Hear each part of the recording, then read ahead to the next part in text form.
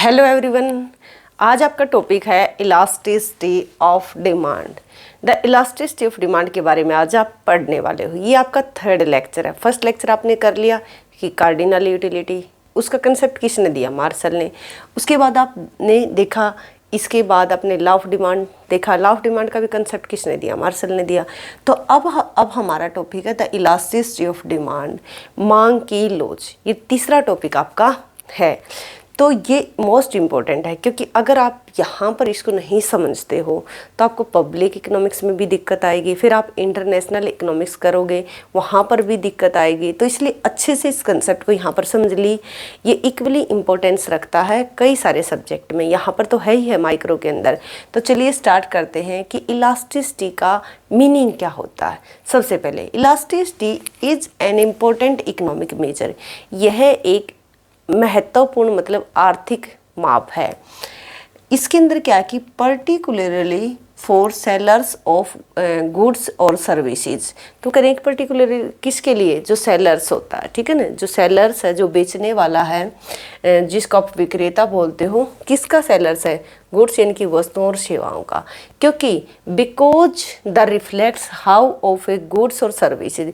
ये क्या दर्शाता है? ये दिखाता है क्या है? गुड्स और services buyers will be consume when the price increase और डिक्रीज। तो ये क्या दिखाता है कि कितने गुड्स और सर्विसेज को जो कंज्यूमर है वो परचेज करेगा, कब या कंज्यूम करेगा, जब उसकी कीमतें घटती हैं या बढ़ती हैं। देखिए, मैं इसको एक बार हिंदी में पढ़कर सुना देती हूँ ताकि आपको सेटिस्फेक्शन हो जाए। ये इंग्लिश में लिखी हुई जो बातें हैं वो क्या कहती हैं। लोच एक महत्वपूर्ण आर्थिक उपाय है, विशेष रूप से वस्तुएं या सेवाओं के विक्रेताओं के लिए, क्योंकि ये दर्शाता है कि कीमत बढ़ने या घटने पर एक वस्तु या सेवा का खरीदार कितना उपभोग करेगा। तो चलिए स्टार्ट करते हैं आगे इसको। ये क्वांटिटेटिव कंसेप्ट है, ठीक है। इससे पहले लॉ ऑफ डिमांड आपने पढ़ा वो कैसा था? क्वालिटेटिव था, गुणात्मक था। ये कैसा है? मात्रात्मक है। मात्रात्मक का यहाँ पर क्या मतलब है? इसका मतलब ये है कि यहाँ पर आप प्रॉपर ये बता पाते हो, वो तो डायरेक्शन के बारे में बात करता, यहाँ पर आप ये बता पाते हो कि इतना % चेंज हुआ है, उससे इतना % नेक्स्ट चेंज आ, प्राइस में इतना चेंज होने से क्वांटिटी में इतने %, यानी कि प्रॉपर आपको पता चलता है कितना % चेंज हो रहा है। वहाँ पर सिर्फ ये था कि price increase demand decrease, price decrease demand increase, इससे ज़्यादा कुछ पता नहीं चलता था। अब इसकी आगे बात करते हैं प्राइस इलास्टिसिटी ऑफ डिमांड। पहले हम पढ़ लेते हैं कि डॉक्टर मार्शल, जिन्होंने मांग की लोच की धारणा का विकास किया, ये पूछे कि इलास्टिसिटी ऑफ डिमांड जो है ये कंसेप्ट किसने दिया? तो आप बताओगे मार्शल ने। प्राइस इलास्टिसिटी ऑफ डिमांड हम सबसे पहले पढ़ने वाले हैं। प्राइस इलास्टिसिटी ऑफ डिमांड, देखिए आपने मीनिंग देख लिया, ठीक है ना, कि प्राइस के डिक्रीज और इंक्रीज होने से जो बायर्स है कितना गुड्स और सर्विसेज को कंज्यूम करेगा या उपभोग करेगा, वो क्या कहलाएगी? इलास्टिसिटी या लोच कहलाएगी। आपने देख लिया कि ये क्वांटिटेटिव यानी कि मात्रात्मक एक तरीके से कंसेप्ट है। प्रॉपर आप ये बता पाते हो कि कितना % चेंज होने से प्राइस में कितने % चेंज हुआ है, जिसके कारण से इतने % डिमांड में चेंज आया है। और आपने देखा कि मांग की लोच का जो कंसेप्ट है वो मार्शल ने दिया है। उसके बाद हम प्राइस इलास्टिसिटी ऑफ डिमांड का फॉर्मूला देखेंगे, मोस्ट इंपॉर्टेंट है। एक तो न्यूमेरिकल आते हैं, यहाँ से बहुत ज़्यादा न्यूमेरिकल्स आ जाते हैं। दूसरी बात क्या है, इसका फॉर्मूला पूछ लिया जाता है। अब देखिए, मांग की मात्रा में प्रतिशत परिवर्तन। मांग की मात्रा इंग्लिश में क्या होती है? क्वांटिटी डिमांडेड जो होती है उसमें क्या % जो चेंज है। दूसरा क्या? डिवाइड बाय कीमत में प्रतिशत परिवर्तन, कि प्राइस में % चेंज, या इसको बोलो तो इंग्लिश में it is measured as % is quantity demanded due to % change in on price of the commodity. खुद की प्राइस, खुद की जो वस्तु के प्राइस हैं उसमें चेंज होने से उसकी क्वांटिटी डिमांडेड में कितना चेंज आएगा, वो क्या कहलाएगी? Price elasticity of demand. तो देखिए अब इसका फॉर्मूला देख लेते हैं। मांग की मात्रा में परिवर्तन लिखा हुआ, % चेंज लिखा हुआ, तो इसको इस तरीके से लिखोगे चेंज इन क्यों, यानी कि चेंज होने के बाद क्या जो क्वांटिटी आई, और ये इनिशियल क्वांटिटी होगी। ऊपर वाले का समाधान हो गया, नीचे वाले को देखो change in price divide by price, ठीक है, ये इनिशियल प्राइस है, ये इनिशियल क्वांटिटी है, चेंज होने के बाद क्वांटिटी है, चेंज होने के बाद प्राइस है। हमेशा इसके आगे इन्वर्स साइन रहेगा, नेगेटिव साइन रहेगा, नेगेटिव या घटा का साइन रहेगा। कारण क्या है? क्योंकि प्राइस में और क्वांटिटी में क्या रिलेशन होता है? नेगेटिव रिलेशन होता है। प्राइस इंक्रीज, क्वांटिटी डिक्रीज, तो इन दोनों में नेगेटिव संबंध होता है, इसलिए यहाँ पर नेगेटिव साइन रहेगा। आप इसको ओपन कर सकते हो। ओपन करने के लिए क्या करोगे? आप इसको ऐसे कर सकते हो ना, Q1 माइनस Q, ठीक है, नई क्वांटिटी में से पुरानी क्वांटिटी माइनस, और नीचे क्या हुआ? Q note. ऐसे ही P1 नए प्राइस और P नोट, ठीक है, और डिवाइड बाय P नोट। तो इसको आप इस तरीके से लिख सकते हो या इसको इस तरीके से लिख सकते हो। दूसरा क्या है, आप इसको कैसे लिखोगे? Minus change in Q divide by Q। क्यों मैंने ये ऐसे क्यों लिखा? क्योंकि कई बार आपको ऐसी क्वांटिटी दी हुई होती है, आपको बोलते हैं कि Q1 इतना है और Q नोट इतना है, फिर आप क्या करोगे? दोनों का डिफरेंस लिखोगे, P1 इतना है, P नोट इतना। तो इसलिए जब कोई भी न्यूमेरिकल्स आए तो आपको दिक्कत ना हो। उसके बाद देखिए change in Q divide by Q, उसके बाद आप लिखोगे इसको, अगर मल्टीप्लाई में लेकर जाओगे तो ये P अपॉन में क्या हो जाएगा? Change in P। तो नेक्स्ट स्टेप में आप क्या करोगे? चेंज वाले वो एक साइड कर लोगे और बिना चेंज वाले एक साइड कर दोगे। तो ये किस तरीके से लिख सकते हो? या ऐसे लिख दोगे, change in Q divide by change in P into में P अपॉन में Q, ठीक है, P अपॉन में Q। तो ये फॉर्मूला हो जाएगा आपका प्राइस इलास्टिसिटी ऑफ डिमांड का। तो चलिए इससे नेक्स्ट चलते हैं। तो आपने क्या क्या देख लिया यहाँ पर? इसका मीनिंग देख लिया, उसके बाद कौन किस तरीके का कंसेप्ट है वो देख लिया, किसने दिया वो देख लिया, और प्राइस इलास्टिसिटी, ये प्राइस का क्या मतलब होता है? कीमत लोच जो होती है, ठीक है, मांग की कीमत लोच, तो वो क्या होती है वो देख लिया। ये फॉर्मूला मैंने आपको बता दिया कि कहाँ कहाँ पर काम आएगा जब न्यूमेरिकल्स दिए जाएंगे। वो या तो ये इस तरीके से दे सकता कि जो क्वांटिटी डिमांडेड है उसमें परसेंटेज चेंज इतना आया और प्राइस में परसेंटेज चेंज इतना, तो सिंपल रख के निकाल दोगे। या फिर वो आपसे इस तरीके से पूछ सकता कि इनिशियल क्वांटिटी ये है और नई क्वांटिटी ये है, ये कुछ भी पूछ सकता, तो आपसे वो ये निकलवा सकता। तो अब इस चीज़ को ध्यान में रखोगे। तो चलिए इसका नेक्स्ट स्टेप करते हैं। अब हम बात करते हैं इसके नेक्स्ट स्टेप में कि जो डिग्री ऑफ इलास्टिसिटी, डिग्री की बात करेंगे। तो आप देखोगे कि इलास्टिसिटी कैसी होती है? यूनिटी होती है, लेस देन यूनिटी होती है, ग्रेटर देन यूनिटी होती है, और एक तरीके से जीरो होती है, और फिर इन्फिनिटी होती है। ये सारी की सारी क्या है? उसकी जो इलास्टिसिटी है, जो लोच है, उसकी डिग्री है। तो अभी करते हैं एक बार इनको, और मोस्ट इम्पोर्टेंट है, इसलिए सारी चीज़ों को आप नोट डाउन करते रहिएगा, ताकि जब भी आपको एग्ज़ाम दो, चाहे कोई स्क्रीनिंग का दो, चाहे यूजीसी नेट का, चाहे एचटेट का, तो हर जगह क्या हो उसके आपका क्वेश्चन कंप्लीट हो सके। तो चलिए स्टार्ट करते हैं इसकी जो डिग्री ऑफ इलास्टिसिटी। फर्स्ट है कि यूनिटरी इलास्टिसिटी। यूनिटरी इलास्टिसिटी का क्या मतलब होता है? या इकाई लोच जिसको आप बोलते हो, इसको यूनिटरी इलास्टिसिटी बोलो, या E=1 बोलो, या इकाई लोच बोलो, एक ही बात है। दूसरा होती है यहाँ पर एक तरीके से ग्रेटर देन बोल दोगे, इकाई से अधिक लोच, या फिर क्या बोलोगे? इलास्टिसिटी ग्रेटर देन यूनिटी, ठीक है ना, इकाई से अधिक लोच, इकाई से इकाई लोच, इकाई लोच, इकाई से अधिक लोच, और इकाई से कम लोच,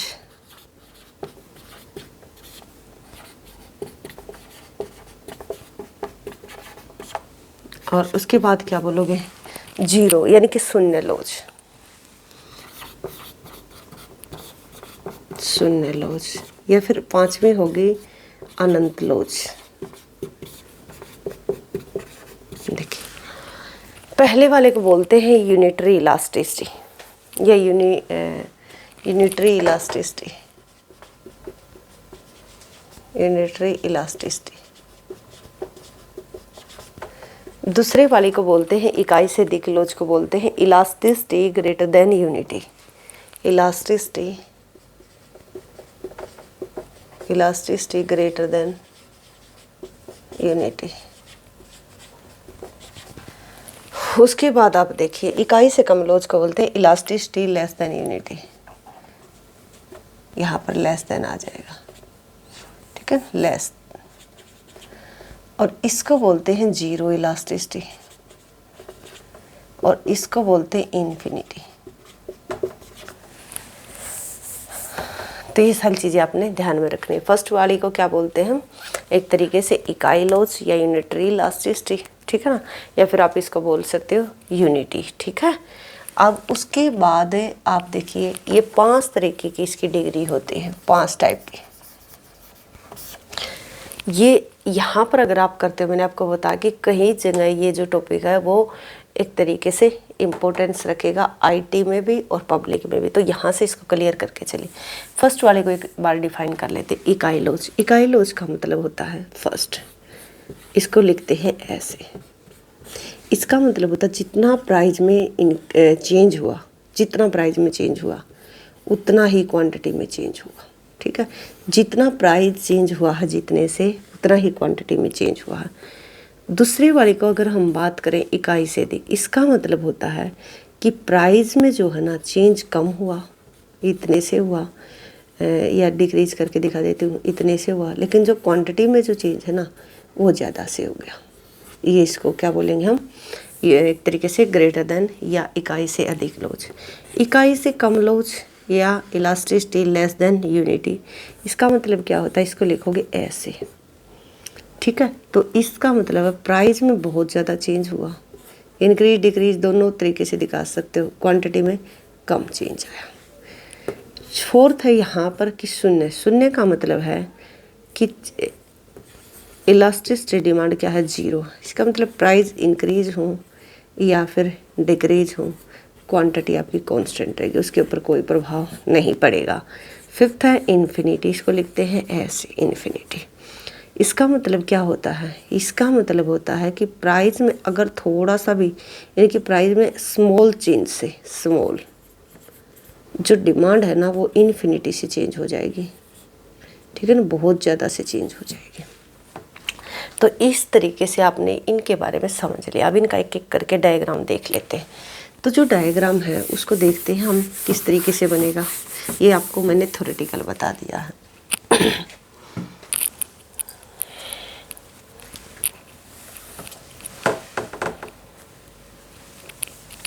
क्योंकि इकोनॉमिक्स में अगर आप डायग्राम को अच्छे से कर लेते हो ना तो फिर आप मार नहीं खाओगे। अगर आप ऐसा सोचते हो कि डायग्राम के बगैर ही इकोनॉमिक्स कर ले थ्योरेटिकल, बहुत सारी चीज़ें आप देखते होगे, बहुत जगह से बच्चे कोर्स परचेज कर लेते हैं, क्या होता है सारा का सारा थ्योरेटिकल करवा दिया जाता। हाँ, ऐसा नहीं है कि वो गलत करवा रहे होते, लेकिन थ्योरेटिकल में होता क्या है कि बहुत लंबे तक चीज़ें याद नहीं रहती, समस्या ये होती है। अब देखिए यहाँ पर इलास्टिसिटी डिमांड क्या है, इक्वल टू 1 है। तो इसका मतलब मैंने आपको बताया था जितने से प्राइस इंक्रीज होगा या डिक्रीज होगा उतने से ही क्वांटिटी डिक्रीज और इंक्रीज होगी सेम रेशो में।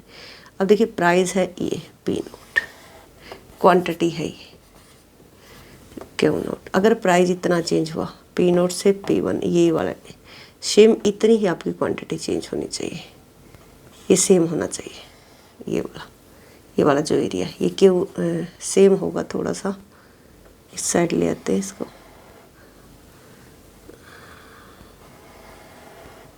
ठीक है। तो ये थोड़ा सेम हो, तो ये होती है इलास्टिसिटी डिमांड क्या होगी, इक्वल टू 1। सेकंड डिग्री देखिए, फर्स्ट डिग्री, सेकंड देखिए ग्रेटर देन 1। ग्रेटर देन 1 का मतलब है प्राइस में थोड़ा सा चेंज आ, क्वांटिटी में बहुत ज़्यादा से चेंज आ गया, ठीक है। अब इसको देख लेते हैं एक बार। ये है ऐसे, प्राइस ये है, क्वांटिटी ये है, ये प्राइस है। प्राइस चेंज हुआ इतना लेकिन क्वांटिटी ज़्यादा से चेंज हो गई, तो ये हो जाएगी आपकी ग्रेटर देन 1।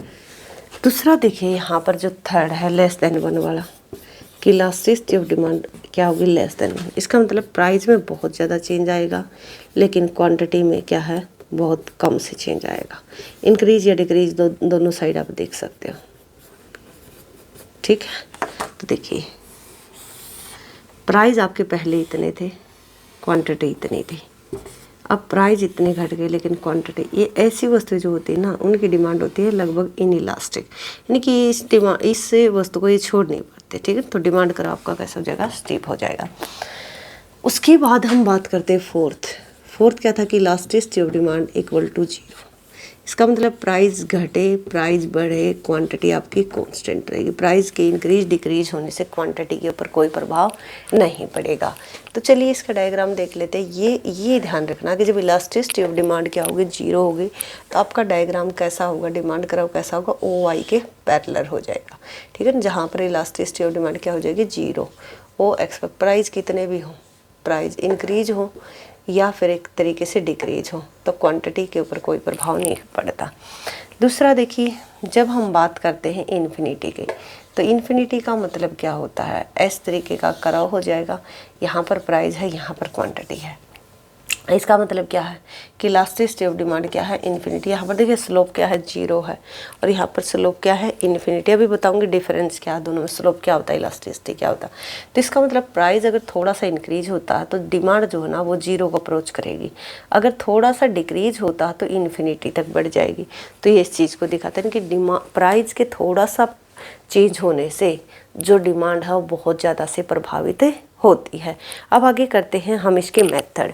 आपने क्या क्या कर लिया है, यहाँ तक आपने देख लिया कि इलास्टिसिटी क्या होती है। इलास्टिसिटी के बाद आपने देख लिया कि ये किसने दिया है, कैसा कंसेप्ट है। उसके बाद आपने देखा कि प्राइस इलास्टिसिटी क्या है और इसकी डिग्री क्या है। डिग्री देख लिया आपने, 5 है, और जो 0 इन इन्फिनिटी वाली जो होती है, वैसे तो होती है इसकी 3 है, लेकिन 0 जो इन्फिनिटी वाली है ये क्या होती है, रेयर होती है, ठीक है ना। तो ये इस तरीके की हाइपोथेटिकल सिचुएशन टाइप की होती है, लेकिन आपने ध्यान रखना है। अब आगे बात करते हैं इसके मेथड्स की। जो मेथड है यानी कि इलास्टिसिटी को मेज़र करने के कौन कौन से मेथड्स हैं, मेथड्स के बारे में हम बात करेंगे। इसका फर्स्ट जो है मेथड है वो है आपका percentage method, the percentage method. First percentage method. Second है यहाँ पर आपका total outlay method, total expenditure method या total outlay method. Total expenditure या आउटले मेथड। उसके बाद है थर्ड है आपका यहाँ पर point elasticity method, point method जिसको हम बोलते हैं। और फोर्थ जो है वो आपका रेवेन्यू मेथड, रेवेन्यू मेथड, ठीक है। तो ये इसके 4 मेथड हैं और चारों के चारों क्या है, इक्वली इम्पोर्टेंस रखते हैं। फर्स्ट वाला कोई खास नहीं है, क्योंकि फर्स्ट वाला इसलिए नहीं है क्योंकि जो आपने अभी प्राइस इलास्टिसिटी के बारे में पढ़ा ना वो सेम इसी का फॉर्मूला है, यहाँ पर भी सेम एग्जैक्ट ऐसा ही रहेगा। देख लेते हैं फर्स्ट जो प्रतिशत विधि है उसके बारे में हम जान लेंगे। इसका फॉर्मूला क्या है, जो परसेंटेज मेथड है या प्रतिशत विधि जो है, प्रतिशत विधि। अब देखो अगर इसको इंग्लिश में बोले तो percentage change in price x good, percentage change in price of x goods, यानी कि जो एक्स वस्तु है, प्राइस चेंज हुए किसके, एक्स कमोडिटी के। फिर आ गए percentage change in x good, percentage change in x good, ठीक है। तो आप अभी आपने देखा था ना कि percentage change in price, percentage change in quantity, वही है सेम कि इस वस्तु के प्राइस में चेंज होने से उसकी डिमांड में जो चेंज आएगा वो क्या कहलाएगा, परसेंटेज मेथड कहलाएगा। वही है यहाँ पर अभी आप करके आओगे माइनस, परसेंटेज मेथड का फॉर्मूला क्या होगा, वही है माइनस यहाँ पर रहेगा, और change in Q divide by change in P, और इनटू में पी अपॉन में क्यू, जिस तरीके से वो किया था। तो इसको अलग अलग करने की ज़रूरत नहीं, क्यू की जगह आप एक्स कमोडिटी ले सकते हो, ठीक है ना। एक्स कमोडिटी यहाँ पर आ जाएगी कि change in x commodity, change in price, ऐसे लिख सकते हो कि चेंज इन, इस तरीके से चेंज इन एक्स कमोडिटी, ठीक है। और जो है चेंज इन जो है प्राइस, इनटू में price of X commodity, P upon में एक्स था ना, तो एक्स। ठीक है, तो इस तरीके से आप इसको निकाल सकते हो। उसके बाद जो है ना इम्पोर्टेंट है मेथड अगला, आउटले मेथड या एक्सपेंडिचर मेथड, व्यय विधि जिसको हम बोलते हैं, व्यय विधि या एक्सपेंडिचर मेथड या आउटले या रेवेन्यू मेथड। रेवेन्यू मेथड भी इसी तरीके से निकलता, भी बताती हूँ पहले थोड़ा सा, लेकिन वो अलग है थोड़ा सा। एक बार इसको यहाँ पर देखो, जब आप टोटल एक्सपेंडिचर निकालते हो तो कैसे निकालते हो? प्राइस, कोई भी आपने कमोडिटी परचेज की, उसकी कीमत थी ये पी, और आपने इतनी क्वांटिटी परचेज की, 5 रुपये प्राइस थे किसी वस्तु के, 2 आपने परचेज की, तो 10 रुपये आपका खर्चा हो गया। जब रेवेन्यू की बात आती है तो रेवेन्यू कैसे जनरेट करते हो? आपने 5 रुपये पर यूनिट चीज़ बेची और 5 रुपये पर यूनिट था और 2 वस्तुएं आपने बेची, तो इसी तरीके से निकलेगा ना, चाहे वो एक्सपेंडिचर हो चाहे फिर वो रेवेन्यू हो। तो आगे हम कर लेते हैं टोटल एक्सपेंडिचर मेथड या टोटल आउटले मेथड। इसके लिए क्या करेंगे हम? सबसे पहले लिखेंगे प्राइस, उसके बाद हम लिखेंगे यहाँ पर क्वांटिटी डिमांडेड, यहाँ पर क्वांटिटी डिमांडेड। उसके बाद हम जो तीसरा नंबर है वो लिखेंगे टोटल एक्सपेंडिचर, और फिर लिखेंगे इलास्टिसिटी। ठीक है, तो ये 4 चीज़ें, ये मोस्ट इम्पोर्टेंट है, इस चीज़ को आप ध्यान रखिए। देखिए, प्राइस हम लेते हैं 10 से लेकर 1 तक।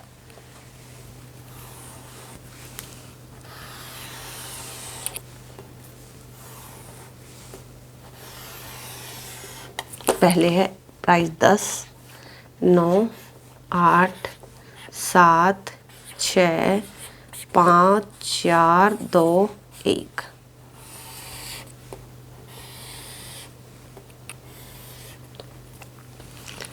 उसके बाद हम बात करते हैं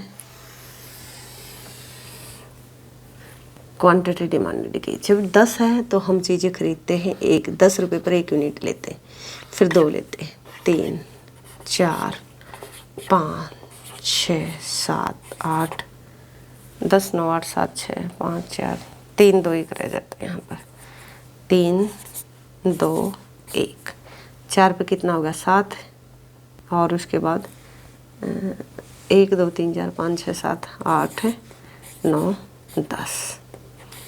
अब देखिए खर्चा कैसे निकालोगे? अभी आपने देखा टोटल एक्सपेंडिचर पी इंटू में क्यों करोगे, तो 10 गुणा में 1 10, 18, 24, 28 और 30,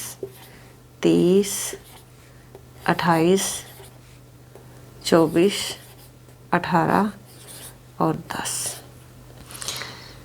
अगर आप यहाँ पर देखोगे तो ये आपको ऐसा शो हो रहा है, ये वाला एरिया, ये 2 चीज़ें, जहाँ पर आपके प्राइस चाहे इंक्रीज हो रहे 6, चाहे डिक्रीज हो रहे 6 से 5 या फिर 5 से 6, यानी कि या तो 6 से 5 जाए या 5 से 6 जाए। ठीक है ना, तो यहाँ पर जो आपका एक्सपेंडिचर है ना, टोटल एक्सपेंडिचर क्या है? कांस्टेंट है। देखो टोटल एक्सपेंडिचर क्या है? कांस्टेंट है। उसी पॉइंट पर टोटल एक्सपेंडिचर जब कांस्टेंट होता है तो यहाँ पर इसको बोलते हैं कि मैक्सिमम एक्सपेंडिचर। टोटल एक्सपेंडिचर क्या है? मैक्सिमम भी है। ठीक, मैक्सिमम है, क्योंकि इससे पीछे जाओ या फिर इस साइड जाओ, दोनों ही जगह इससे कम खर्चा हो रहा है। देखो ये 30, 28, 24 इस तरीके से, तो ये मैक्सिमम एक्सपेंडिचर इसी पॉइंट पर है। तो इसका मतलब क्या है? दूसरे केस में यहाँ पर इलास्टिसिटी जो डिमांड होती है ना, वो होती है इक्वल टू 1। ठीक है, प्राइस इंक्रीज हो चाहे डिक्रीज हो, जब टोटल एक्सपेंडिचर के ऊपर या टोटल आउटले के ऊपर कोई प्रभाव नहीं पड़ता तो वहाँ पर होते हैं elasticity of demand equal to 1। तो यहाँ पर लिख लोगे प्राइस इंक्रीज चाहे price decrease, but total expenditure क्या है? वो कांस्टेंट रहे, तो वहाँ पर इलास्टिसिटी ऑफ डिमांड क्या होगी? इक्वल टू 1 होगी। ये ध्यान रखिएगा। दूसरे केस में देखिए, इससे ऊपर वाले में यहाँ पर आपको ये क्या दिखा रहा है? Price decrease total expenditure increase, या प्राइस इंक्रीज टोटल एक्सपेंडिचर। जब ये अपोजिट साइड में जाए ना, ये एरो अगर अपोजिट साइड में जा रहे हैं कि इसके घटने से ये बढ़ता है, ये ध्यान रखिएगा, क्योंकि पेपर में छोटी छोटी चीज़ें याद नहीं रहती। इसके गिरने से ये क्या है? इंक्रीज हो रहा है। तो यहाँ पर आप देखोगे, इसको बोलोगे आप ग्रेटर देन 1, ग्रेटर देन 1 होने का क्या मतलब है? इसका मतलब है कि जब कीमतें घटती हैं तो खर्चा बढ़ जाता है, और जब कीमतें बढ़ती हैं तो खर्चा घट जाता है। तो इसको क्या बोलोगे? एक तरीके से इलास्टिसिटी है, ग्रेटर देन 1 है। अब खर्चा बढ़ने से खर्चा बढ़ता क्यों है? प्राइस के घटने से। उसको एक बार देख लेते हैं। जब प्राइस 10 है तो सिर्फ हम एक क्वांटिटी खरीद रहे हैं, तो कितना है खर्चा? 10 है। लेकिन जैसे ही प्राइस कितना हुआ, 10 से 9 हुआ, हमने क्वांटिटी को क्या कर दिया? डबल कर दिया। यहाँ पर देखिए प्राइस कितना हुआ? सिर्फ एक ही गिरा है, और यहाँ पर हमने कितना कर दिया? 3 गुना कर दिया। जैसे आप नहीं देखते हो, आप कहीं पर जाते हो और सेल लगी होती है, जैसे अब गर्मियाँ अगर जाएंगी तो सर्दी आएंगी, तो मॉल में या कहीं पर भी आप देखोगे, सुविधा में अगर कहीं जाओगे तो आप देखोगे ना, वहाँ पर सेल लगी होती है। विंटर सीजन में भी लगी होती है, और अभी गर्मियों के सीजन में भी लगेगी। लास्ट में जब ये सीजन जाने को होगा तो उस टाइम पर आप देखते हो ना कि प्राइस थोड़े से गिरे होते हैं और हम बहुत सारा सामान खरीद लेते हैं, तभी तो हमारा खर्चा बढ़ जाता है। उल्टा क्या है, अगर उनके थोड़ी सी कीमतें ज़्यादा होती तो हम उनको बहुत कम खरीदते। तो इसलिए ये आपको दिखाता है कि प्राइस के घटने से खर्चा बढ़ता है, और बढ़ने से, अगर इसको बढ़ा कर देखो, 8 से अगर 9 पर जाओगे तो आप 3 से 2 पर आओगे, खर्चा 24 से 18 पर हो जाएगा। तो जब ये एरो अपोजिट साइड में जाए तो ग्रेटर देन 1 होगा। उसके बाद देखिए ये एक ही एरिया रहता है, ये हो जाएगा आपका लेस देन 1। इसका मतलब है जब प्राइस गिरे तो खर्चा भी गिर जाए, कम करोगे, और प्राइस घटे, प्राइस बढ़े तो खर्चा भी बढ़ जाए। इसको, इस एरो को आप ध्यान रखें। जब एक ही डायरेक्शन में दोनों जाते तो ग्रेटर लेस देन 1 होती है, ठीक है ना, 1 से कम होती है। देखिए प्राइस बढ़ रहे हैं, प्राइस घट रहे हैं 4 से 3। अब खर्चा क्या होना चाहिए? घटना चाहिए। तो खर्चा यहाँ पर क्वांटिटी पहले कितने खरीदते थे? 7, अब 8 खरीदे, लेकिन खर्चा पहले 28 था, अब कितना होगा? 24। और अगर प्राइस घट गई, ठीक है ना, तो और हमें क्वांटिटी ज़्यादा खरीदेंगे, और खर्चा देखिए पहले के कंपेयर में कम। तो ये वाला जो एरिया है वो आपको दिखाता है, क्या दिखाता है? कि लेस देन 1 की प्राइस के घटने से खर्चा घट रहा है। तो ये टेबल भी आप ध्यान रखोगे, ये भी ध्यान रखोगे, जहाँ पर टोटल एक्सपेंडिचर क्या हो जाता है? मैक्सिमम, और इलास्टिसिटी ऑफ डिमांड क्या होती है? Equal to 1। तो ये चीज़ भी आप ध्यान रखोगे। इसको एक बार डायग्राम में हम देख लेते हैं, छोटा सा इसका डायग्राम बना लेते हैं। ये आपके 2 मेथड हो जाएंगे, परसेंटेज मेथड और व्यय विधि या एक्सपेंडिचर या आउटले मेथड। अब देखिए यहाँ पर लेते हैं टोटल एक्सपेंडिचर हम ओ एक्सिस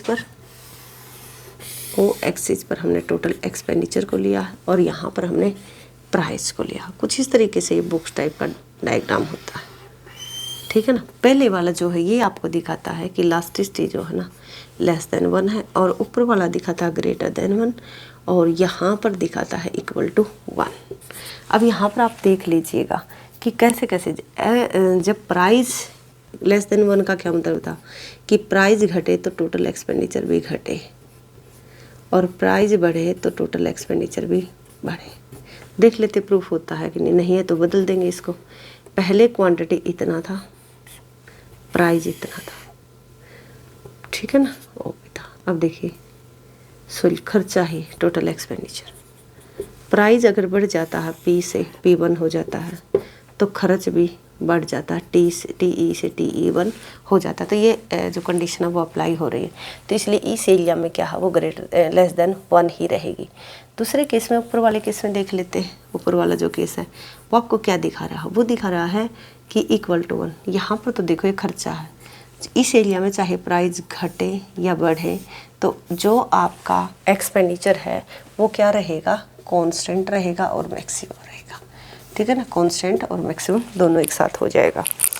ऊपर वाला एरिया आपको ग्रेटर देन 1 का दिखाता है। उसका मतलब क्या है कि प्राइस अगर घटते हैं तो एक्सपेंडिचर बढ़ता है, और बढ़ते हैं तो घटता है। तो एक बार देखते हैं इसको भी, क्या ये सही है या नहीं है।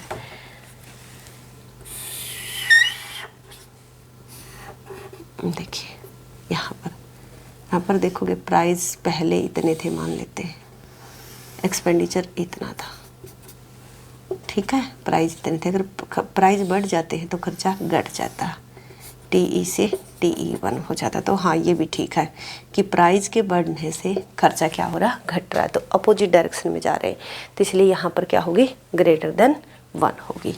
ऊपर वाले एरिया में। इसके बाद हमारा जो मेथड रहता है वो होता पॉइंट मेथड।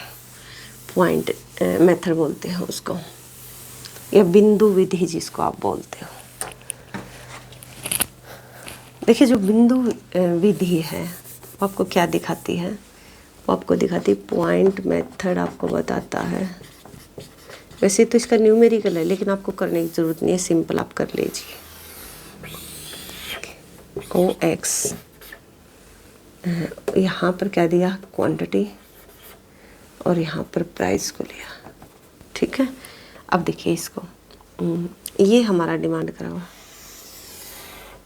इस डिमांड करा पर आपको कहीं पर भी ये बोल देगा एग्जामिनर, ये कोई ए बी हम ले लेते हैं, ए बी एक लाइन है।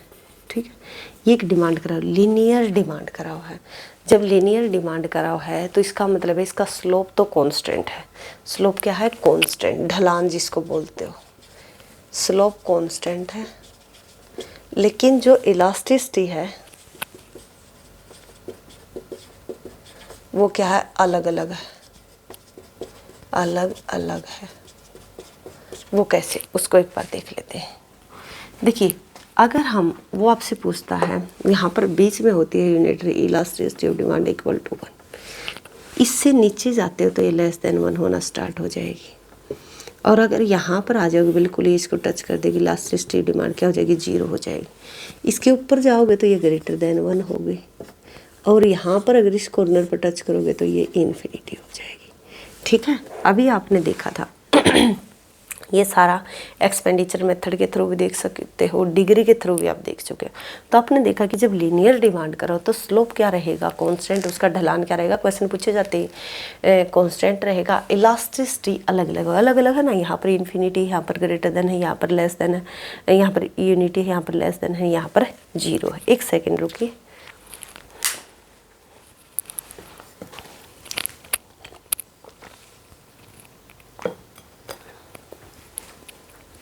देखिए इसको निकालने का जो फॉर्मूला है वो क्या है। मैंने आपको बताया कि वैसे तो यहाँ पर इसका मैथमेटिकल है, लेकिन हम मैथमेटिकल की हमें ज़रूरत नहीं है, इसलिए हम सिंपल कर लेंगे। इसका फॉर्मूला है कि lower portion divide by upper portion, lower portion divide by upper portion. इससे आप इलास्टिसिटी निकाल सकते हैं बहुत अच्छे से। अगर वो आपसे पूछता है कि इस पॉइंट पर बताओ, यहाँ पर लिख लेते हैं क्योंकि बीच में ये मिड में शायद यही पड़ता होगा, मिड का, क्योंकि मिड का यहाँ से पता चलेगा ना, बीच सी में, हाँ लगभग यही जा रहा है यहीं पर। ठीक है, यहाँ पर अगर हम देख लेते हैं तो अब देखिए lower portion divide by upper portion. Lower portion हमें मेजर करना, ये ए पॉइंट है, ये बी पॉइंट है, ये सी पॉइंट है, और ये कोई डी पॉइंट है, और ये आपका कोई, मान लेते कि बी, ये तो बी है ही, दोबारा लिखते हैं, ए बी तो है, सी डी ई। ठीक है, आपसे किसी भी पॉइंट पर अगर वो बोलता है, आपको बोलता है कि आप ए पॉइंट पर मेजर कीजिए, ए पॉइंट पर पूछता है ऐसे, ए पॉइंट पर इलास्टिसिटी मेजर करो, तो आप लिखोगे lower portion divide by upper portion. देखिए लोअर क्या है इसका, ये वाला हिस्सा ए बी, ऊपर क्या है, कुछ भी नहीं है, तो 0 है। तो इसलिए तो यहाँ पर ए पॉइंट पर कैसी है, जब किसी चीज़ को आप 0 से डिवाइड करते तो क्या आएगी, इन्फिनिटी आ जाएगी। ठीक है, अगर वो आपसे पूछता कि बी पॉइंट पर आप निकालो, तो वही lower portion divide by upper portion. अब यहाँ पर क्या है, आप देख रहे हो नीचे तो कुछ है ही नहीं, 0 डिवाइड बाय बी ए, तो इसका मतलब क्या हो जाएगी, इलास्टिसिटी ऑफ डिमांड क्या हो जाएगी, 0। ठीक है, और भी पॉइंट पर आप निकाल सकते हो, आप सी पॉइंट पर निकाल लीजिए। जब आप सी पॉइंट पर इलास्टिसिटी मेजर करोगे तो वहाँ पर क्या करोगे, lower portion divide by, lower क्या है, एक तरीके से बी सी, ये वाला हिस्सा बी सी डिवाइड बाय, यानी कि ऊपर वाला हिस्सा सी ए। अब देखो यहाँ पर कैसे पता चलेगा कि हम किस पॉइंट पर मेजर करें, सी पर, तो ज़्यादा है या कम। देखिए बी सी ये बड़ा है ना, ऊपर वाला बड़ा है, ये बड़ा हिस्सा है, किसके कंपेयर में, छोटे वाले के, ये थोड़ा छोटा है, तो इसका मतलब क्या, ऊपर वाला जब ज़्यादा होगा और छोटे वाला कम होगा तो ग्रेटर देन 1 ही आएगा। तो ये क्या होगा, ग्रेटर देन 1। अगर ऊपर वाला छोटा आता है और नीचे वाला बड़ा तो ये लेस देन 1 हो जाएगा। ठीक है ना, इन चीज़ों को आप ध्यान रखोगे। तो ये है पॉइंट इलास्टिसिटी मेथड। इसके बाद हम बात करते हैं, इसके जो बाद है हम बात करेंगे रेवेन्यू मेथड की।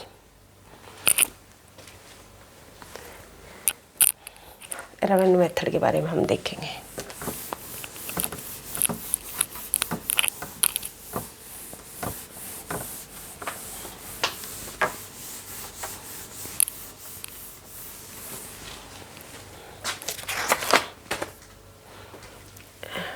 रेवेन्यू जो मेथड है वो आपको क्या पता था, आय विधि जिसका बोलते हो, रेवेन्यू मेथड। ठीक है ना, आय विधि। देखिए जब हम निकालते हैं टीआर को, टोटल रेवेन्यू को, तो फॉर्मूला क्या होता है, पी इंटू में क्यू। ठीक है, पी इंटू में क्यू। प्राइस को अगर क्वांटिटी से मल्टीप्लाई करते हो तो टोटल रेवेन्यू आपकी निकल कर आ जाएगी। जब हम निकालते हैं मार्जिनल रेवेन्यू, सीमांत आय, ये है कुल आय, कुल आय, और ये है सीमांत आय। सीमांत आय, सीमांत आय का मतलब होता है जब हम एक एक्स्ट्रा यूनिट प्रोड्यूस करते हैं और उस एक्स्ट्रा यूनिट को सेल करते हैं, उसको सेल करने से जो इनकम आएगी वो क्या कहलाएगी, मार्जिनल रेवेन्यू कहलाएगी। मान लिया जाए कि आपने 5 मार्कर बनाए, ठीक है, और इस 5 में से अगर आप छठे मार्कर पर जाते हो और सिर्फ छठा मार्कर आपका बिकता है 6 रुपये में, ठीक है, तो इसकी मार्जिनल रेवेन्यू क्या कहलाएगी, 6 रुपये। ठीक है, तो आप समझ गए होंगे। अब उसके बाद देखिए एमआर क्या होती है, मार्जिनल रेवेन्यू को निकालते हैं चेंज इन टीआर, यानी कि टोटल रेवेन्यू में चेंज आया है, किस में चेंज होने से, क्वांटिटी में जो चेंज होने से, वो आपकी सीमांत आय कहलाएगा। तो देखिए यहाँ पर मैंने आपको बता दिया है कि सीमांत आय कैसे निकालोगे। अगर एआर आपने निकालना है, एआर कैसे निकालोगे, एआर हमारा प्राइस के बराबर होता है, तो वो इस तरीके से हो जाएगा। अगर टीआर डिवाइड बाय हम क्यू करते तो वो क्या कहलाएगा, आपका पी या एवरेज रेवेन्यू कहलाएगा। क्योंकि एआर जो होता ना, देखिए पी के बराबर क्यों होता, टीआर क्या होता, पी इंटू में क्यू, और डिवाइड बाय क्या होता, एवरेज रेवेन्यू का ये फॉर्मूला था, क्यू से क्यू कैंसिल हो जाता है, इसलिए एवरेज रेवेन्यू को हम किसके इक्वल रखते हैं, प्राइस के बराबर रखते हैं। अब देखिए जो अगर आप इसको ओपन करते हो तो आगे ये इस तरीके से हो जाएगा पी प्लस में क्यू, और उसके बाद हो जाएगा change in P divide by change in Q. ये ध्यान रखिएगा, इसका फॉर्मूला, ये फर्स्ट इक्वेशन आपकी बनती है। फिर देखिए इस रेवेन्यू मेथड को निकालने के लिए हमें क्या क्या चाहिए, फिर हम बात करते हैं इलास्टिसिटी ऑफ डिमांड की। और इलास्टिसिटी ऑफ डिमांड का फॉर्मूला क्या था कि change in Q divide by change in P into में पी अपॉन में क्यू, यही था ना। तो ये आपकी सेकेंड इक्वेशन हो जाएगी। ठीक है, अब क्या करेंगे हम, जो सेकेंड इक्वेशन है, अब हम एक इक्वेशन निकालते हैं जो चेंज इन क्यू, एक तरीके से जो change in P divide by change in Q है, जो change in P divide by change in Q है वो किसके बराबर है, change in P divide by change in Q. तो वो करें कि किसके बराबर है, ये इक्वल है आपका माइनस, क्योंकि यहाँ पर माइनस लिखा होता है ना, -1 अपॉन में इलास्टिसिटी ऑफ डिमांड, ठीक है, और इनटू में पी अपॉन में क्यू। उसके बाद आप देखिए, उसके बाद क्या निकालोगे, यानी कि एमआर अगर आपने निकालना, मार्जिनल रेवेन्यू अगर आप निकालोगे, तो मार्जिनल रेवेन्यू निकालने के लिए आप क्या करोगे, इसमें करोगे पी प्लस में क्यू, यानी कि ऊपर क्या करोगे -1 अपॉन में डी, माइनस किसकी जगह रख दिया हमने, देखो इसकी जगह ये वैल्यू, यानी कि change in P divide by Q, इसकी जगह हम ये रख देंगे माइनस ई डी, और इनटू में क्या हो जाएगा पी अपॉन में क्यू। ठीक है ना, ये गुणा में। उसके बाद देखिए P अपॉन में क्यू, ये चीज़ आ जाएगी। अब उसके बाद अगर आप करोगे इसको आगे,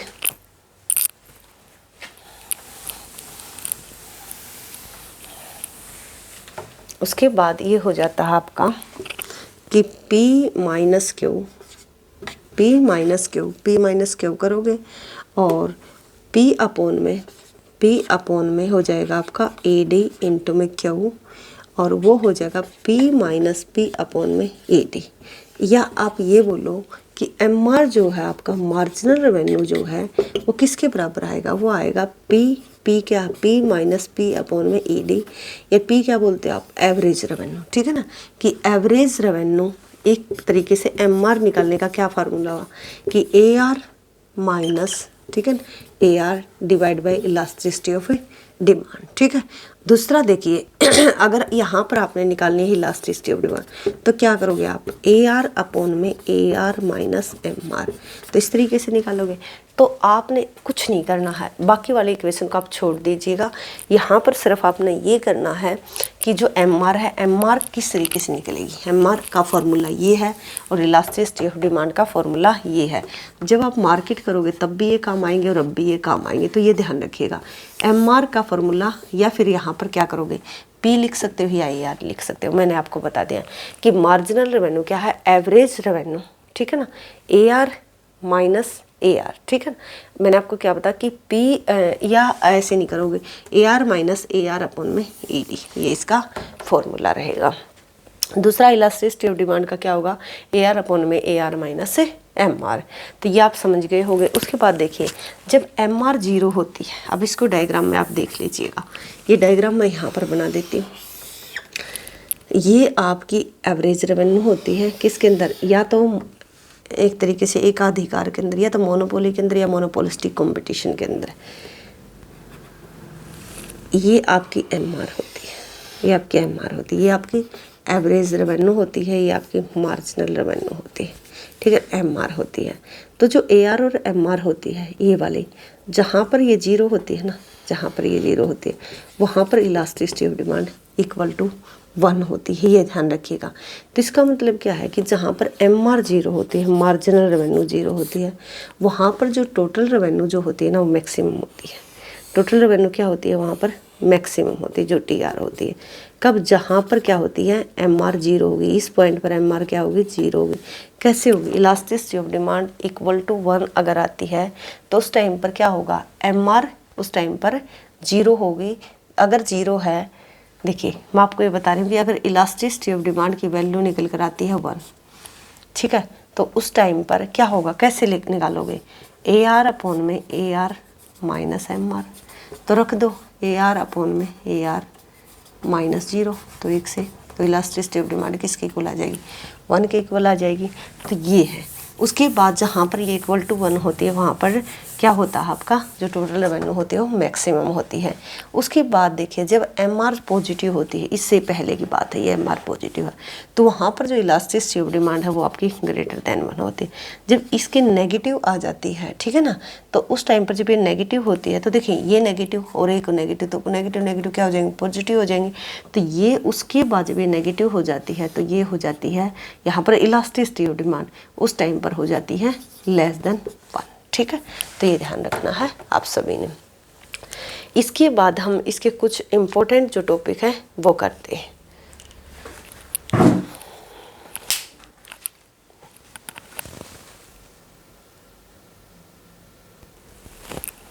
अब देखिए कि measurement of income elasticity of demand, ठीक है। इसके बाद measurement of income elasticity of demand देखेंगे।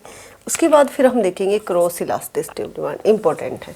एक तो इनका फॉर्मूला बहुत ईजी है, जैसे आपने प्राइस इलास्टिसिटी ऑफ डिमांड किया, परसेंटेज वाला मेथड किया, तो ऐसा ही है सेम। सिर्फ क्या है, जहाँ पर प्राइस इलास्टिसिटी ऑफ डिमांड किया था वहाँ पर प्राइस में चेंज होने से क्वांटिटी में कितना चेंज आएगा। यहाँ पर क्या है, ये आई का मतलब है इनकम, इनकम में चेंज होने से क्वांटिटी में, यानी कि जो भी कोई कमोडिटी आप परचेज कर रहे हो, XY जो भी है, उसकी डिमांड में क्या चेंज आएगा। इसलिए यहाँ पर क्या है, ये परसेंटेज, यानी कि इसको भी 100 से मल्टीप्लाई करोगे, इसको भी 100 से मल्टीप्लाई करोगे, फिर क्या हो जाएंगे, कट जाएंगे एक दूसरे से। तो बाद में किस तरीके से, ये जैसे आता ना कि P अपॉन में Q इंटू में चेंज इन Q अपॉन में चेंज इन P, यहाँ पर पॉजिटिव साइन रहेगा, क्योंकि इनकम का कैसा रिलेशन होता है, पॉजिटिव रिलेशन होता है नॉर्मल गुड्स के साथ, ठीक है। और आप देखिए ये इस तरीके का फॉर्मूला आप कर लोगे। मेन क्वेश्चन क्या पूछता कि नॉर्मल गुड्स के केस में इनकम इलास्टिसिटी क्या होती है, वो होती है पॉजिटिव। नॉर्मल गुड्स के केस में भी इंडिफरेंस करवाऊंगी, वहाँ पर बहुत अच्छे से करवाऊंगी। वैसे मैं पहले बता चुकी हूँ कि नॉर्मल गुड्स क्या होती है। नेसेसिटी यानी कि जो आवश्यकता की वस्तुएं अगर लिखा मिले तो इलास्टिसिटी कैसी होगी, लेस देन 1। कंफर्ट जो वस्तुएं होती है वहाँ पर इलास्टिसिटी क्या होती है, इक्वल टू 1। जो बहुत ज़्यादा महंगी वस्तुएं होती है वहाँ पर होती है greater than 1। Less than greater than 1 आप समझ चुके होंगे। लेस देन का मतलब कि प्राइस में बहुत ज़्यादा चेंज आता, डिमांड में बहुत कम चेंज आता। नेसेसिटी आवश्यकता की वस्तु क्या, जैसे नमक की बात करो, नमक हो गया गेहूं हो गए। अब ये इनकम के साथ कैसे रिलेटेड है, इनकम के साथ ऐसे, यहाँ पर एग्जांपल है जैसे कि मैंने बोला कि गेहूं की अगर हम बात करें, ठीक है ना, गेहूं को अगर हम ले लेते, देखिए जो भी गेहूं है ऐसा तो है नहीं कि जब आपकी इनकम कम है तो आप बहुत ही कम गेहूं खाते हो, और जब आप एकदम से अमीर हो जाते हो, आपके पास बहुत ज़्यादा इनकम आ जाती है तो गेहूं की डिमांड बहुत ज़्यादा नहीं, एक लिमिट ही तक तो खाओगे।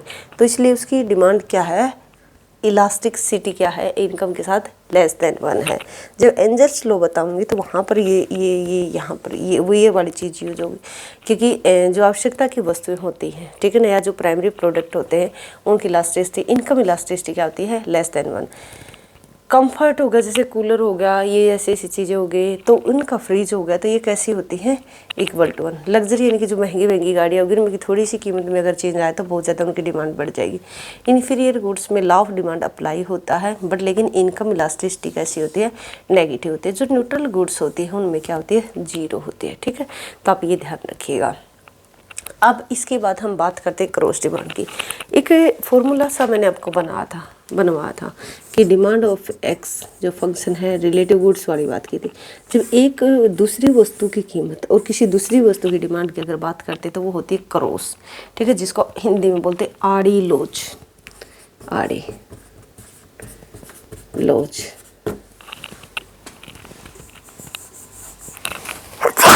आड़ी लोच, सॉरी। देखिए अब ये लिखा हुआ है डी और ये है सी, क्रॉस इलास्टिसिटी ऑफ डिमांड। देखिए प्राइस है वाई वस्तु की, इनकम नहीं है, वाई वस्तु है, प्राइस है वाई वस्तु की, डिमांड है एक्स वस्तु की। तो किसी दूसरी वस्तु की कीमत और किसी दूसरी वस्तु की मांग का अगर आप रिलेशन देखते हो तो वो क्या कहलाएगी, आड़ी लोच या क्रॉस इलास्टिसिटी ऑफ डिमांड। इस फॉर्मूले को अगर आप निकालते तो सेम ऐसे ही सारे के सारे फॉर्मूले निकल कर आते हैं। इम्पोर्टेंट क्या है, इम्पोर्टेंट है ये सारे इम्पोर्टेंट है जो मैंने आपको बताया। सब्स्टिट्यूट्स गुड्स यानी कि जो स्थानांपन्न वस्तुएं होती हैं वहाँ पर क्रॉस इलास्टिसिटी पॉजिटिव होती है। स्थानांपन्न वस्तु का क्या मतलब होता है, ठीक है, यहाँ पर हम ले लेते हैं कि प्राइस ऑफ वाई कमोडिटी और quantity of X commodity. Substitute स्थानांपन्न वस्तुएं कैसे होते हैं, जैसे आप बात करते हो चाय की, कॉफ़ी की, चाय कॉफ़ी की अगर आप बात कर रहे हो, या कुछ दूसरी वस्तु होती है जैसे कि आप पेन जो आपका देखने वाला, यानी कि जब एक पेन को दूसरी जगह सब्स्टिट्यूट कर पाओ, जब एक चीज़ को दूसरी जगह अगर आप सब्स्टिट्यूट कर पाते हो तो वो क्या कहलाएगी, आपकी स्थानांपन्न वस्तुएं या फिर सब्स्टिट्यूट गुड्स। इनका क्या मतलब होता है, इनका मतलब होता है जब रिलेटिव गुड्स की कीमत बढ़ती है तो डिमांड जो है ना, दूसरी वस्तु की जो डिमांड है वो बढ़ जाती है।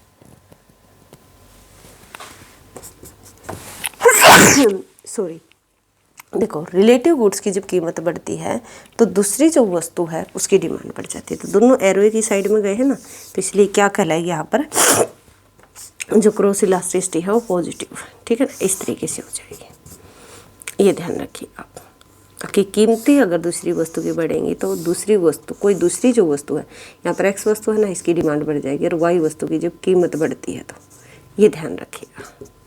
आप दूसरे केस में देखिए कॉम्प्लीमेंट्री गुड्स। कॉम्प्लीमेंट्री गुड्स ऐसी गुड्स होती हैं जो एक साथ चलती हैं, ठीक है ना, एक साथ जिनका यूज किया जाता है, वो कैसी कहलाएगी, कॉम्प्लीमेंट्री गुड्स कहलाएगी। जैसे कि कार, पेट्रोल,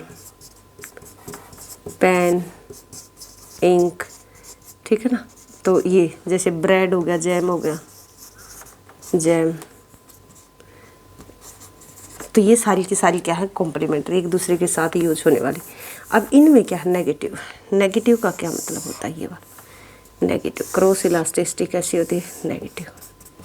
अब नेगेटिव का मीनिंग क्या है यहाँ पर, जब जो रिलेटिव गुड्स है उसकी अगर कीमत बढ़ती, कीमत घटेगी तो दूसरी वस्तु की डिमांड बढ़ जाएगी, कोई भी है। जैसे यहाँ पर हमने ले लिया कि कार ले लेते, या यहाँ पर कार ले लेते हैं, और यहाँ पर हम पेट्रोल ले लेते हैं। ठीक है, जब कार की कीमत घटेगी, कार की कीमत अगर PR से PR1 हो जाए तो यहाँ पर जो पेट्रोल है, यानी कि जो पेट्रोल है, पेट्रोल की जो डिमांड है वो PD से PD1 हो जाएगी। क्यों? जब कार ही सस्ती हो गई, ठीक है ना, कार सस्ती हो गई जिसके कारण से पेट्रोल की डिमांड बढ़ गई। कॉम्प्लीमेंट्री गुड्स क्या है, एक साथ, क्यों? कार सस्ती हुई है तो कार की डिमांड बढ़ेगी। कार की अगर डिमांड बढ़ेगी तो उसमें डालने के लिए तेल भी चाहिए, तो इसलिए इसकी डिमांड। ऐसे ही पेन और इंक है, पेन और इंक की भी जो क्रॉस इलास्टिसिटी है वो कैसी होती है, नेगेटिव होती है। दूसरे केस में देखिए कि नॉट रिलेटेड, नॉट रिलेटेड का क्या मतलब होता है, जिसे आप बात कर रहे हो, गेहूं की बात करो, बुक की बात करो, जो आपस में संबंधित ही नहीं है, तो उनकी क्रॉस इलास्टिसिटी कैसी होगी, 0 होगी, ये ध्यान रखिएगा। इसके नेक्स्ट हम टॉपिक कर लेते कुछ और इसी के अंदर